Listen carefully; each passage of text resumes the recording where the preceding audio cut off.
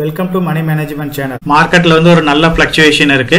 இந்த மாதிரி டைம்ல பாத்தீங்க அப்படின்னா நிப்டி வந்து ஆல் டைம் ஹையும் கிரியேட் பண்ணுது, நல்ல ஒரு கரெக்ஷனும் வருது. மார்க்கெட் எந்த அளவுக்கு மேல போகுதோ அந்த அளவுக்கு வந்து ஒரு சில நேரத்துல வந்து ப்ராஃபிட் புக்கிங் நடக்கும். வேல்யூவான குவாலிட்டியான ஸ்டாக்ஸ் ஐடென்டிஃபை பண்ணி நீ இன்வெஸ்ட் பண்ணோம் அப்படின்னா நமக்கு வந்து ஃபியூச்சர்ல நல்ல ரிட்டர்ன் கிடைக்கும். மார்க்கெட் வந்து இன்னும் பாசிட்டிவா மேல போறதுக்கு தான் இப்ப நிறைய பாசிபிலிட்டிஸ் இருக்கு. ஏன்னா யூஎஸ் ஆகட்டும், இந்தியன் மார்க்கெட்டோட கண்டிஷன் ஆகட்டும், எல்லாமே வந்து இன்னும் மேல போறதுக்கு தான் நிறைய பாசிபிலிட்டிஸ் இருக்கு. அதனால நம்ம லாங் டைமுக்கு சூட்டபிளான எக்ஸாம்பிளுக்கு இப்ப டாடா ஸ்டீல் ஆகட்டும், இப்ப Tata consumer product, IDFC first bank, Tata motor DVR, ITC hotel, Nestle, ICICI bank, இந்த மாதிரி குவாலிட்டியான ஸ்டாக்ஸ்ல பாத்தீங்க அப்படின்னா நிறைய கார்பரேட் ஆக்ஷன்ஸ் எல்லாம் வந்து கண்டினியூஸா எடுத்துட்டு இருக்காங்க. இவங்க எடுக்கிற கார்பரேட் ஆக்ஷன் எல்லாமே வந்து அதோட ஸ்டாக்கோட ஃபியூச்சர் growthக்கு சப்போர்ட் பண்ற மாதிரி இருக்கு. கார்பரேட் ஆக்ஷன்ஸ்ல நம்ம பார்ட்டிசிபேட் பண்ணோம் அப்படின்னா நமக்கு மெர்ஜர் ஆர்பிட்ரேஜ் பெனிஃபிட்டும் கிடைக்குது. சோ அந்த வகையில இன்னைக்கு நம்ம டிஸ்கஸ் பண்ண போறது லாங் டைமுக்கு சூட்டபிளான ஸ்டாக்ஸ், மெர்ஜர் ஆர்பிட்ரேஜ், அதாவது கார்பரேட் ஆக்ஷன்ஸ்னால பெனிஃபிட் ஆக போற ஸ்டாக்ஸை பத்தி டீடைலா டிஸ்கஸ் பண்ண போறோம்.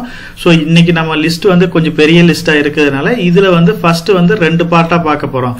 அதுல ஃபர்ஸ்ட் பார்ட்ல வந்து பாத்தீங்க அப்படின்னா டாடா ஸ்டீலும், ஐடிசி ஹோட்டல், ஐடிஎஃப்சி ஃபர்ஸ்ட் பேங்கை பத்தி டீடைலா பார்க்க போறோம். டாடா ஸ்டீலை பொறுத்த வரைக்கும் அதோட சப்சிடரி கம்பெனி எல்லாமே மெர்ஜ் பண்ண போறாங்க. மெர்ஜ் பண்ணிட்டு எல்லாமே டாடா ஸ்டீல்ன்ற ஒரு கம்பெனிக்கு கீழே கொண்டுட்டு வர போறாங்க. அதே மாதிரி ஐடிசியில இருந்து ஐடிசி ஹோட்டல் வந்து டிமெர்ஜ் பண்ண போறாங்க. அதே மாதிரி ஐடிஎஃப்சி ஃபர்ஸ்ட் பேங்க்ல பாத்தீங்க அப்படின்னா ஐடிஎஃப்சி லிமிடெடும் ஐடிஎஃப்சி ஃபர்ஸ்ட் பேங்கையும் மெர்ஜ் பண்ண போறாங்க. இதுக்கு உண்டான ஆர்பிஐ அப்ரூவல் எல்லாமே இப்ப கிடைச்சிருச்சு.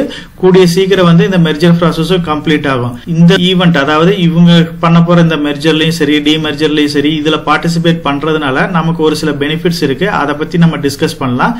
ஐடிஎஃப்சி ஃபர்ஸ்ட் பேங்கை பொறுத்த வரைக்கும் இவங்களோட ரேஷியோ வந்து கிளியரா டிஃபைன் பண்ணிட்டாங்க. அதாவது இப்போ 100 ஐடிஎஃப்சி லிமிடெட் ஷேர்ஸ் இருக்கு அப்படின்னா அதுக்கு ஈக்குவலண்டா வந்து 155 ஐடிஎஃப்சி ஃபர்ஸ்ட் பேங்க் ஷேர்ஸ் வந்து கொடுக்க போறாங்க. டாடா ஸ்டீலை பொறுத்த வரைக்கும் லிஸ்டான கம்பெனிஸ் ஒரு 4 கம்பெனிஸ் இருக்கு, அன்லிஸ்டட் கம்பெனிஸ் ஒரு 3 கம்பெனிஸ் இருக்கு. டோட்டலா வந்து இந்த 7 கம்பெனியும் மெர்ஜ் பண்ணி டாடா ஸ்டீல் ஒரே கம்பெனியா மாத்த போறாங்க. இது எல்லாமே வந்து நல்ல ஒரு பெனிஃபிட்டை கொடுக்க போகுது. ஐடிசி ஹோட்டலை பொறுத்த வரைக்கும் இவங்க டிமெர்ஜர் ப்ராசஸ் வந்து நடக்க போகுது. ஐடிசி ஹோட்டலை வந்து தனியா டிமெர்ஜ் பண்றதுனால ஐடிசிக்கு ஒரு பாசிட்டிவான நியூஸ் தான். சோ ஐடிசி ஹோட்டலுக்கு வந்து ஒரு நிறைய இன்வெஸ்ட்மெண்ட் தேவைப்படுது. அவங்களோட பெனிஃபிட், அதாவது அவங்களோட ரிட்டர்ன் வந்து பாத்தீங்க அப்படின்னா ஐடிசியோட ஓவரால்ல கம்பேர் பண்றப்ப மினிமமா தான் இருக்கு. சோ ஐடிசி ஹோட்டல் அவங்க தனியா பிரிச்சு அவங்க இண்டிவிஜுவலா ஃபங்க்ஷன் ஆகிறதுனால அவங்களும் அந்த கம்பெனி வந்து இண்டிவிஜுவலா டெவலப் பண்ணிக்க போறாங்க. அது வந்து எல்லா வகையிலும் ஐடிசிக்கு சப்போர்ட்டா தான் மாற போகுது. Tata steel, ITC limited, IDFC first bank வந்து கம்ப்ளீட்டா டிஸ்கஸ் பண்ணலாம். ரிமைனிங் இருக்கிற ஸ்டாக்ஸ் வந்து நம்ம பார்ட் 2ல வந்து டிஸ்கஸ் பண்ணலாம். ஐடிஎஃப்சி ஃபர்ஸ்ட் பேங்கை பொறுத்த வரைக்கும் இவங்களுக்கு வந்து இப்ப நிறைய நெகட்டிவ் நியூஸஸ் வந்து மார்க்கெட்ல இருக்கு. மார்க்கெட்ல வந்து பாத்தீங்க அப்படின்னா ஒரு நல்ல மூவ்மெண்ட் இல்லாம நியூட்ரலா வந்து ட்ரேட் ஆயிட்டு இருக்கு. அது எதனாலன்னு பாத்தீங்கன்னா மெயினா ஃபர்ஸ்ட் வந்து யூஎஸ் யூரோப்ல வந்து நிறைய பேங்க் வந்து கொலாப்ஸ் ஆச்சு. அதனால வந்து இந்தியன் பேங்கிங் வந்து கொஞ்சம் கொலாப்ஸ் ஆகும்னு எக்ஸ்பெக்ட் பண்ணாங்க. ஆனா அந்த அளவுக்கு எந்த ஒரு பெரிய இம்பாக்ட் இந்தியன் மார்க்கெட்ல கிரியேட் பண்ணல. அது ஒரு நெகட்டிவ் நியூஸா இருந்தப்ப பேங்க்ஸ் எல்லாமே கொஞ்சம் கரெக்ஷன் ஆச்சு. அதுக்கப்புறம் எல்லாமே ஸ்டேபிள் ஆகி ஓரளவுக்கு ட்ரேட் ஆக ஆரம்பிச்சு. யூஎஸ்ல வந்து ஒரு ரெசிஷன் வர்றதுக்கு பாசிபிலிட்டிஸ் இருக்கு அப்படின்றதுனால கொஞ்ச நாள் வந்து நியூட்ரலா ட்ரேட் ஆயிட்டு இருந்துச்சு. சோ அதுலயுமே இப்ப எந்த ஒரு ப்ராப்ளமும் இல்லை. இப்ப இந்த நியூஸஸ் எல்லாமே வந்து கொஞ்சம் பாசிட்டிவா மாறிட்டு இருக்கு. இருந்தாலுமே ப்ரொமோட்டர்ஸ் வந்து கண்டினியூஸா செல் பண்ணிட்டு இருக்காங்க. நியர்லி 2.5% பக்கமா இப்ப ப்ரொமோட்டர் செல் பண்ணிருக்காங்க. அது வந்து இந்த கம்பெனிக்கு ஒரு பெரிய நெகட்டிவ் நியூஸா பாக்குறோம். அதே மாதிரி ஐடிஎஃப்சி ஃபியூச்சர்ல நல்ல க்ரோ ஆகிற பேங்கா இருக்கிறதுனால அதுக்கு வந்து ஒரு வேல்யூஷன் வைஸ் கொஞ்சம் காஸ்ட்லியா இருக்கு. இப்ப ஹெச்டிஎஃப்சி பேங்க், ஐசிஐசி பேங்க், இந்த 2 பேங்கை விட ஐடிஎஃப்சி ஃபர்ஸ்ட் பேங்கோட வேல்யூஷன் வந்து கொஞ்சம் காஸ்ட்லியா இருக்கு. சோ மார்க்கெட்டை பொறுத்த வரைக்கும் ஹெச்டிஎஃப்சி, ஐசிஐசி ஓரளவுக்கு அட்ராக்டிவான பிரைஸ்ல இருக்கிறதுனால ஐடிஎஃப்சி ஃபர்ஸ்ட் பேங்க்லயே ஒரு பெரிய மூவ்மெண்ட் இல்லாம இருக்கு. மெட்டல் செக்டரை பொறுத்த வரைக்கும் இது ஒரு சைக்கிளிக் செக்டர்னு சொல்லுவோம். ஒரு குறிப்பிட்ட டைம் பீரியட் வந்து எந்த ஒரு பெரிய மூவ்மெண்ட்டும் இல்லாம இருக்கும். ஒரு குறிப்பிட்ட டைம்ல வந்து ஒரு நல்ல ரிட்டர்ன் கொடுத்து பழைய லாஸ் எல்லாமே ரெக்கவர் பண்ணிடும். மெட்டல் செக்டரை மெயினா அஃபெக்ட் பண்ற ஃபேக்டர்ஸ்னு பாத்தீங்கன்னா ஆட்டோ செக்டரோட growth நல்லா இருந்துச்சு அப்படின்னா டிஃபால்ட்டா வந்து மெட்டல் செக்டர் வந்து நல்ல ஃபங்க்ஷன் ஆகும். அதே மாதிரி இன்ஃப்ராஸ்ட்ரக்சர் வந்து நல்ல grow ஆச்சு அப்படின்னா அந்த டைம்லயே வந்து மெட்டல் செக்டர் வந்து நல்லா பர்ஃபார்ம் பண்ணும். சைனாவோட எக்கனாமி வந்து ஓரளவுக்கு நல்லா இருந்துச்சு, சைனா இன்ஃப்ராஸ்ட்ரக்சர் டெவலப்மெண்ட் எல்லாமே நல்லா இருக்கு அப்படின்னா மெட்டல் செக்டர் வந்து அந்த மாதிரி டைம்ல பர்ஃபார்ம் பண்ணும். ஸோ இப்போ சைனாவோட இன்ஃப்ராஸ்ட்ரக்சர் growth அந்த அளவுக்கு பாசிட்டிவா இல்லாதனால இப்போ கொஞ்சம் ஸ்லோ டவுனா இருக்கு. ஆட்டோ செக்டர் வந்து இப்போ ஓரளவுக்கு பர்ஃபார்ம் பண்ணிட்டு தான் இருக்காங்க. அது இல்லாம பாத்தீங்க அப்படின்னா ஸ்டீலை பொறுத்த வரைக்கும் நிறைய எக்ஸ்போர்ட் டியூட்டி இந்த மாதிரி எல்லாம் போட்டிருந்தாங்க. ரா மெட்டீரியல் ரேட் எல்லாமே கொஞ்சம் ஜாஸ்தியா இருந்துச்சு. இப்போ ஓரளவுக்கு இது எல்லாமே கண்ட்ரோலா இருக்கு. இது எல்லாமே நெகட்டிவா பார்த்தாலும் கூடிய சீக்கிரம் இந்த ப்ராப்ளத்துல இருந்து எல்லாமே ரெக்கவர் ஆகும். அப்படி ஆகிறப்ப வந்து மெட்டல் செக்டர் வந்து நல்லா பெர்ஃபார்ம் பண்ணும். ஐடிசியை பொறுத்த வரைக்கும் இவங்களோட மெயின் பிசினஸ் வந்து டொபாக்கோவா இருக்கு. ஸோ டொபாக்கோ பிசினஸை பொறுத்த வரைக்கும் எந்த டைம்லயும் வந்து கவர்மெண்ட்ல இருந்து எந்த ஒரு சாங்ஷனும் வரலாம், இல்ல ஏதோ ஒரு பேட் நியூஸ் வரலாம். அப்படி வர்றப்ப பாத்தீங்க அப்படின்னா ஐடிசி ஸ்டாக் வந்து ஹெவியா சஃபர் ஆகும். ஸோ அந்த மாதிரி ஐடிசி ஸ்டாக் வந்து சஃபர் ஆகக்கூடாதுன்றதுக்கோசரம் தான் அவங்க மேனேஜ்மெண்ட் வந்து அதர் பிசினஸ்ல வந்து கான்சென்ட்ரேட், அதர் பிசினஸ் வந்து இவங்க புதுசா என்ட்ரி கொடுக்குறாங்க. அது எல்லாமே பாத்தீங்க அப்படின்னா இவங்களுக்கு நிறைய காம்படிஷனை கிரியேட் பண்ணுது. டொபாக்கோவை பொறுத்த வரைக்கும் இவங்க கிட்டத்தட்ட ஒரு மோனோபோலி கம்பெனி மாதிரி தான் இருக்காங்க. அதர் பிசினஸ்னு நிறைய காம்படிஷன் இருக்கு. அதுல வந்து இவங்க ரெகுலரா வந்து ப்ராஃபிட் வந்து இன்க்ரீஸ் பண்ணி காமிக்க வேண்டியது இருக்கு, ப்ராடக்ட்டை வந்து நல்லா அப்கிரேட் பண்ண வேண்டியது இருக்கு, நிறைய நியூ இன்வெஸ்ட்மெண்ட் பண்ண வேண்டியது இருக்கு, நம்பர் ஆஃப் பிசினஸ் வந்து இவங்க ரன் பண்ண வேண்டியது இருக்கு. அது இல்லாம இப்ப ரீசெண்டா பாத்தீங்க அப்படின்னா பேட், அதாவது பிரிட்டிஷ் அமெரிக்கன் டொபாக்கோ வந்து இவங்களோட ஸ்டேக்கை குறைக்கிற மாதிரி சொல்லிட்டு இருக்காங்க. ஒரு குறிப்பிட்ட பர்சன்டேஜ் 25% இருந்து 30%க்குள்ள இவங்க வந்து ஷேர் ஹோல்டரா இருக்காங்க. அவங்க வந்து மினிமம் 25 வரைக்கும் கொண்டு வரதுக்கு பாசிபிலிட்டிஸ் இருக்கு. ஏன்னா பேட்டை பொறுத்த வரைக்கும் அவங்களுக்கு பேரண்ட் கம்பெனில ப்ராப்ளம் இருக்கு. அதையெல்லாம் சால்வ் பண்றதுக்கோசரம் இங்க செல் பண்ற மாதிரி நியூஸஸ் வந்துட்டு இருக்கு. அதனாலயும் வந்து பாத்தீங்க அப்படின்னா ஐடிசி வந்து ஒரு நல்ல ரேலி கொடுக்காம நியூட்ரலாவே ட்ரேட் ஆயிட்டு இருக்கு. ஐடிசியை பொறுத்த வரைக்கும் மெயின் அந்த ஸ்டாக் வந்து 52 வீக் ஹையில இருந்து லோவுக்கு வந்ததுக்கு ஃபர்ஸ்ட் ரீசனா பார்த்தது வந்து பாத்தீங்க அப்படின்னா ஐடிசில இருந்து ஐடிசி ஹோட்டல் வந்து டீமர்ஜ் பண்ற மாதிரி சொல்லியிருந்தாங்க. அப்ப வந்து பாத்தீங்க அப்படின்னா 40% வந்து அவங்க ஹோல்டிங்ஸ் வச்சுக்கிட்டு ரிமைனிங் இருக்கிற 60% தான் வந்து ஷேர் ஹோல்டருக்கு பிரிச்சு கொடுக்குற மாதிரி சொன்னாங்க. ஸோ அது வந்து ஒரு பெரிய நெகட்டிவ் நியூஸா பார்த்தாங்க. அந்த நியூஸால தான் வந்து ஐடிசி ஸ்டாக் வந்து ஒரு நல்ல ரேலி கொடுத்துட்டு இருந்துக்கு ஸ்லோ டவுன் ஆச்சு. இப்ப நம்ம பார்த்த ஸ்டாக்ஸ் எல்லாமே வந்து ஃபியூச்சர்ல நல்லா பர்ஃபார்ம் பண்ணக்கூடிய ஸ்டாக்ஸ் தான். அதாவது அந்த கம்பெனியோட டிஸ்அட்வான்டேஜஸ் தான் பார்த்தோம். இந்த கம்பெனி ஃபியூச்சர்ல எப்படி நல்லா பர்ஃபார்ம் பண்ணணும்னு நம்ம ப்ரிடிக்ட் பண்றோம் அப்படின்னா, இந்த கம்பெனிஸ் இந்தியாவோட growth ரேட் பாத்தீங்க அப்படின்னா 2027ல வந்து 5 trillion வந்து அச்சீவ் பண்ணுன்றாங்க. ஸோ பேங்கிங் ஸ்டாக்ஸ் ஆகட்டும், அதே மாதிரி இன்ஃப்ராஸ்ட்ரக்சர் ஸ்டாக் ஆகட்டும், அதே மாதிரி எஃப்எம்சிஜி, இது எல்லாமே க்ரோ ஆச்சு அப்படின்னா தான் இந்தியா வந்து லாங் டேர்ம்ல வந்து 5 trillion எக்கனாமியை வந்து அச்சீவ் பண்ண முடியும். 5 trillion எக்கனாமி நோக்கி போறப்ப இந்த ஸ்டாக்ஸ் எல்லாமே நல்லா பர்ஃபார்ம் பண்ணும். 2040-50ல பாத்தீங்க அப்படின்னா இந்தியாவோட ஃபியூச்சர் growth வந்து வேர்ல்டுலயே வந்து ஜிடிபி வைஸ் வந்து நம்ம செகண்ட் பிளேஸ்ல வருவோம் நிறைய ப்ரெடிக்ஷன்ஸ் எல்லாம் கொடுத்துட்டு இருக்காங்க. இந்த எல்லாமே வந்து இந்தியன் மார்க்கெட்டுக்கு ஒரு அட்ராக்டிவான நியூஸ் தான். நெக்ஸ்ட் வரப்போற ஒரு 15 to 20 இயர்ஸ் வந்து இந்தியா மார்க்கெட்டுக்கு ஒரு நல்ல ஒரு ஃபியூச்சர் இருக்கு. அதனால டெஃபினட்டா வந்து இந்த ஸ்டாக்ஸ் எல்லாமே நல்லா பர்ஃபார்ம் பண்ணும். இப்ப நம்ம டிஸ்கஸ் பண்ண இந்த 3 ஸ்டாக்குமே வந்து நம்ம லாங் டேர்முக்கு கன்சிடர் பண்ணலாம். சோ நம்ம சேனல்லயே பாத்தீங்க அப்படின்னா போர்ட்ஃபோலியோ அப்படின்னு ஒரு பிளேலிஸ்ட் இருக்கு. அதுல வந்து இந்த ஸ்டாக்ஸ் எல்லாமே நம்ம லாங் டேர்முக்கு கன்சிடர் பண்ண வேண்டிய ஸ்டாக்ஸ் தான் நம்ம டிஸ்கஸ் பண்ணியிருக்கோம். அதுக்கு உண்டான ரீசன்ஸ், அதாவது ஃபண்டமெண்டலா இந்த கம்பெனிஸ்லாம் எவ்வளவு ஸ்ட்ராங் ஆனதுன்னு அந்த வீடியோவை ரெஃபர் பண்ணீங்கன்னா உங்களுக்கு கிளியரா புரியும். ஐடிஎஃப்சி ஃபர்ஸ்ட் பேங்க் ஆகட்டும், ஐடிசி ஆகட்டும், டாடா ஸ்டீல், இது எல்லாமே வந்து ஃபியூச்சர்ல நல்ல ரிட்டர்ன் கொடுக்கக்கூடிய பேங்க் தான். ஐடிஎஃப்சியை பொறுத்த வரைக்கும் இதுல நிறைய பாசிட்டிவான நியூஸஸ் இருக்கு. இப்ப ரீசெண்டா வந்து பாத்தீங்க அப்படின்னா ஐடிஎஃப்சி லிமிடெடும் ஐடிஎஃப்சி ஃபர்ஸ்ட் பேங்க்கும் மெர்ஜ் ஆகிறதுனால இந்த கம்பெனியோட பேலன்ஸ் ஷீட் வந்து கொஞ்சம் ஹெல்த்தி ஆகும். இதுக்கு உண்டான ரேஷியோவும் அனௌன்ஸ் பண்ணிருக்காங்க. அந்த ரேஷியோல வந்து ஒரு நல்ல மெர்ஜர் ஆர்பிட்ராஜ் இருக்கு. இப்போ வந்து ஆர்பிஐ அப்ரூவலும் வந்து கம்ப்ளீட் ஆயிருக்கு. அதனால வந்து இந்த மாதிரி டைம்ல ஐடிஎஃப்சி லிமிடெட கன்சிடர் பண்ணா ஈஸியா வந்து ஒரு 10% வந்து ப்ராஃபிட் வந்து ஈஸியா நமக்கு கிடைக்கும்.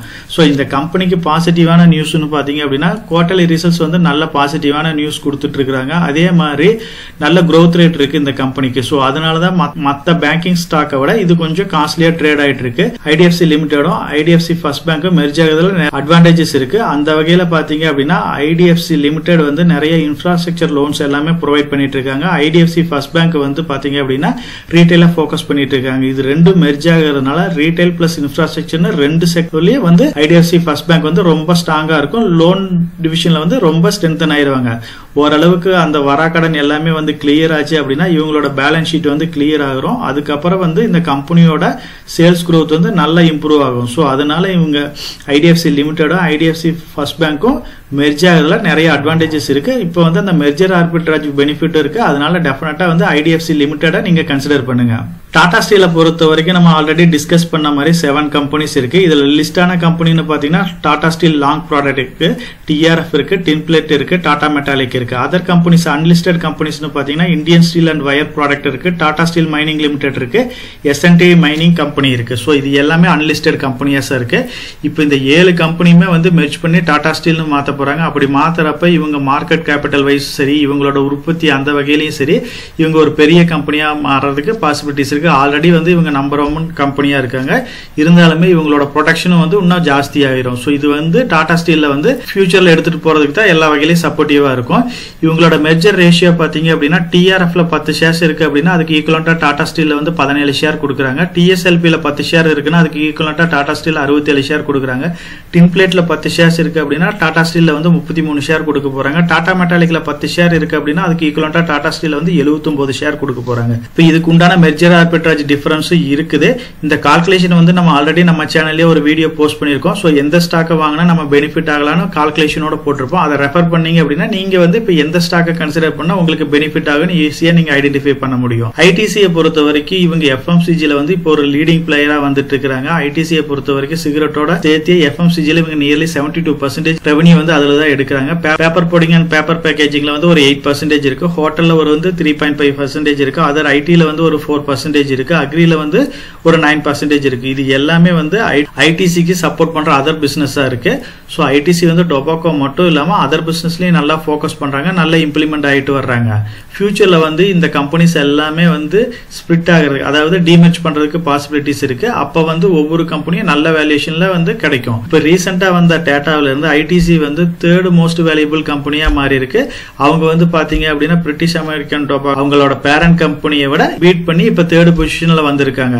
ஸோ இப்போ ஐடிசி வந்து எஃப்எம்சிஜில வந்து ஒரு லீடிங் பிளேயரா இருக்காங்க. இவங்க ரீசெண்டா வந்து பாத்தீங்க அப்படின்னா அதானி, வில்மார், பிரிட்டானியா, பார்லி இது எல்லாமே ஓவர்டேக் பண்ணிட்டு அதுக்கு முன்னாடி வந்திருக்காங்க. லாஸ்ட் இயர்ல பாத்தீங்க அப்படின்னா இவங்க வந்து 4th பிளேஸ்ல இந்தியன் டொமஸ்டிக் வைஸ் வந்து லீடிங் பிளேயரா இருக்காங்க. ஐடிசியை பொறுத்த வரைக்கும் 2017-18 எஃப்எம்சிஜில மட்டும் இவங்க நியர்லி 9 crore பக்கமா ரெவன்யூ வந்து ஜெனரேட் பண்ணிருக்காங்க. இயர் பை இயர் நல்லா இம்ப்ரூவ் ஆயிருக்கு. இந்த டேபிள பாத்தீங்கன்னாவே தெரியும். இந்த கிராஃப்ல இருந்து இயர் பை இயர் நல்ல இம்ப்ரூவ்மெண்ட் காமிச்சு 22-23ல பாத்தீங்க அப்படின்னா நியர்லி 15,000 crore பக்கமா ரெவன்யூ ஜெனரேட் பண்ணிருக்காங்க. அதே பர்சன்டேஜ் வைஸ் பாத்தீங்க அப்படின்னா இவங்க வந்து 76 அந்த ரேஞ்சில இருந்து இப்ப 82 அந்த ரேஞ்ச் வரைக்கும் இம்ப்ரூவ்மெண்ட் ஆயிருக்கு. இது வந்து எஃப்எம்சிஜில வந்து இவங்க ஃபாஸ்டா குரோ ஆகிறது இந்த டேபிள்ல இருந்தே நமக்கு கிளியரா புரியுது. எஃப்எம்சிஜி மட்டும் இல்லாம இவங்க கன்சியூமர் குட்ஸ் ஆகட்டும், apparel, education, packaging, agri business, paper boarding and speciality paper, hotel business, IT, cigarettes இது எல்லாமே நல்ல இம்ப்ரூவ்மெண்ட் ஆயிட்டு இருக்கு. இது எல்லாமே ஐடிசிக்கு வந்து சப்போர்ட் பண்றதா. இது எல்லா கம்பெனி இப்ப நம்ம டிஸ்கஸ் பண்ணது கிட்டத்தட்ட ஒரு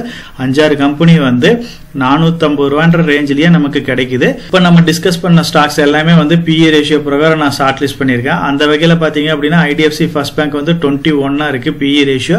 இதோட இண்டஸ்ட்ரி PE பாத்தீங்கன்னா 12.50 இருக்கு. நம்ம ஆல்ரெடி டிஸ்கஸ் பண்ண மாதிரி ஐடிஎஃப்சி ஃபர்ஸ்ட் பேங்கோட வேல்யூஷன் வந்து கொஞ்சம் காஸ்ட்லியா இருக்குது. HDFC, ICICI வந்து இதை விட கொஞ்சம் அட்ராக்டிவான பிரைஸ்ல இருக்கிறதுனால இந்த ஸ்டாக் வந்து பாத்தீங்க அப்படின்னா கொஞ்சம் நியூட்ரலா ட்ரேட் ஆயிட்டு இருக்கு. இருந்தாலுமே ஃபியூச்சர் growth நல்லா இருக்கிறதுனால இந்த ஸ்டாக் வந்து கொஞ்சம் காஸ்ட்லியா ட்ரேட் ஆகுது. கூடிய சீக்கிரம் வந்து நிறைய பாசிட்டிவான நியூஸ் எல்லாமே இருக்குது. அது எல்லாம் இம்ப்ளிமெண்ட் ஆகிறப்ப ஐடிஎஃப்சி ஃபர்ஸ்ட் பேங்க் ஆகட்டும், ஐடிஎஃப்சி லிமிடெட் இதெல்லாம் மெர்ஜ் ஆகிறப்ப இந்த கம்பெனியோட சேல்ஸ் growth எல்லாம் இம்ப்ரூவ் ஆகிறப்ப இந்த ஸ்டாக் வந்து ஈஸியா வந்து இன்னொரு ஹெவி ரன் அப் கொடுக்கிறதுக்கு பாசிபிலிட்டிஸ் இருக்கு. ப்ரொமோட்டர்ட்ட பாத்தீங்கன்னா ஒரு 38% பக்கமா இருக்கு. F8 வந்து ஒரு 27% இருக்கு. T8 ஒரு 7% இருக்கு. 52 வீக் ஹைன்னு பாத்தீங்கன்னா 100 போயிருக்கு. லோ 52 இருக்கு. கரண்ட் மார்க்கெட் பிரைஸ் புக் வேல்யூட 2.27 டைம்ஸ் வந்து ஜாஸ்தியா இருக்கு. ஃப்ரீ கேஷ் ஃப்ளோ வந்து 2000 கோடிக்கு மேல இருக்கு. அதே மாதிரி ஐடிசியை பொறுத்த வரைக்கும் நம்ம ஆல்ரெடி டிஸ்கஸ் பண்ண மாதிரி தான் நல்ல ஒரு அட்ராக்டிவான வேல்யூஷன்ல இருக்கு. இது வந்து பியூரா ஒரு எஃப்எம்சிஜி கம்பெனியா கன்சிடர் பண்ணோம் அப்படின்னா எல்லா எஃப்எம்சிஜி above 50க்கு மேல இருக்கு. இது வந்து ஒரு 28ல தான் இருக்கு. ஏன்னா நிறைய பிசினஸ் வந்து இதுல மிங்கிள் ஆயிருக்கு. ஃபியூச்சர்ல வந்து இந்த கம்பெனி எல்லாமே ஸ்பிளிட் அப் ஆகுது அப்படின்னா அந்த டைம்ல வந்து ஐடிசி எஃப்எம்சிஜில வந்து நல்ல ஒரு ஹியூஜான வேல்யூஷன்ல ட்ரேட் ஆகிறதுக்கு பாசிபிலிட்டிஸ் இருக்கு. இப்போ வந்து ஒரு அட்ராக்டிவான பிரைஸ்ல தான் இருக்கு. ஸோ டெஃபினட்டா வந்து நீங்க லாங் டேர்முக்கு இதை கன்சிடர் பண்ணலாம். எஃப்ஐஐ பொறுத்த வரைக்கும் 44% இருக்கு. டிஐஏ பொறுத்த வரைக்கும் ஒரு 42% இருக்கு. 52 வீக் ஹைன்னு பாத்தீங்கன்னா 500 ரூபாய்க்கு போயிருக்கு. லோ 325 ரூபாயா இருக்கு. கரண்ட் மார்க்கெட் பிரைஸ் வந்து புக் வேல்யூட 8.22 டைம்ஸ் தான் ஜாஸ்தியா இருக்கு. இந்த கம்பெனியை பொறுத்த வரைக்கும் மார்க்கெட் கேபிட்டல் வந்து 5 லட்சம் கோடிக்கு மேல இருக்கு. இது ஃப்ரீ கேஷ் ஃப்ளோ 16,000 கோடிக்கு மேல இருக்கு. ஸோ 16,000 கோடிக்கு மேல இவங்க ஃப்ரீ கேஷ் ஃப்ளோ இருக்கிறதுனால அதர் பிசினஸ்ல இவங்க ஈஸியா வந்து இன்வெஸ்ட் பண்ண முடியுது. டிவிடெண்ட், போனஸ் இந்த மாதிரி நிறைய கார்பரேட் ஆக்ஷன்ஸ் எல்லாம் ரீட்டைல் பர்சனுக்கு பெனிஃபிட் ஆகிற மாதிரி பண்ண முடியுது. டெப்ட்னு பாத்தீங்கன்னா வெறும் 284 கோடி தான் இருக்கு. இதோட மார்க்கெட் கேபிட்டல், இதோட இதோட ஃப்ரீ கேஷ் ஃப்ளோ கம்பேர் பண்றப்ப இது ஒரு கடன் இல்லா கம்பெனியா இருக்கு. ஸோ கடன் இல்லாததான் இந்த கம்பெனிக்கு ஒரு பெரிய பாசிட்டிவா பாக்குறோம். டாடா ஸ்டீலை பொறுத்த வரைக்கும் இப்போ 134 ரூபா அந்த ரேஞ்சில் ட்ரேட் ஆயிட்டு இருக்கு. இண்டஸ்ட்ரி பிஇ வந்து 14 இருக்கு. இப்போ டாடா ஸ்டீல் மெர்ஜர் எல்லாம் நடந்துட்டு இருக்கிறதுனால இதோட எக்ஸாக்ட் பிஇ வந்து இன்னும் நமக்கு கிளியரா கிடைக்கல. ப்ரொமோட்டரை பொறுத்த வரைக்கும் 34% இருக்கு. பிளச் பண்ணிருக்கிறது 1.55 தான் மினிமம் தான் பிளச் பண்ணிருக்காங்க.